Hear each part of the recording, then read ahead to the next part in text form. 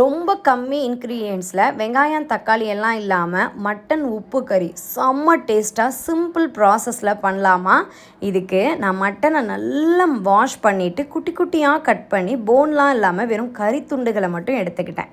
1/2 kg of மட்டனுக்கு 15 gram ஜீரகம், 15 gram சோம்பு, 10 gram மிளகு, ஒரு 10 வரமிளகாவை வெறும் சட்டியில் எண்ணெய் எதுவும் சேர்க்காமல் நல்லா அரோமா ஸ்மெல் வெளியே வர வரைக்கும் நல்லா வறுத்துக்கிறேன்.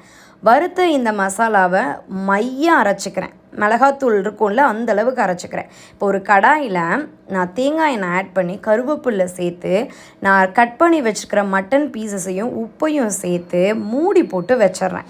கரெக்டாக 10 நிமிஷம் ஃபுல் ஃப்ளேமில் வச்சிங்கன்னா இதில் இருக்கிற தண்ணி எல்லாம் வெளியே வந்து 70% குக் ஆகிடும். அதுக்கப்புறமா அரைச்சி வச்சுருக்கிற இந்த மசாலா பொடியை சேர்த்து இஞ்சி பூண்டு பேஸ்ட்டு, மஞ்சத்தூள் வேணும்னா மஞ்சத்தூள் ஆட் பண்ணி நல்லா வதக்கி மூடி போட்டு அகெயின் ஒரு 5-10 நிமிஷம் சிம்மில் வச்சேன் அப்படின்னா அந்த எண்ணெய் பிரிஞ்சு மட்டன் உப்பு கறி தயாராகிடும்.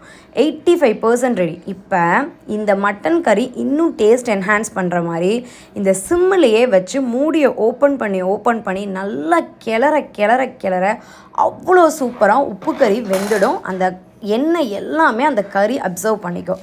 இதுக்கு நான் யூஸ் பண்ண எண்ணெய் அவ்வளோ கம்மி. மட்டனில் இருக்கிற எண்ணெயிலேயே ஃப்ரை பண்ணும்போது டேஸ்ட்டு வேறு லெவல்.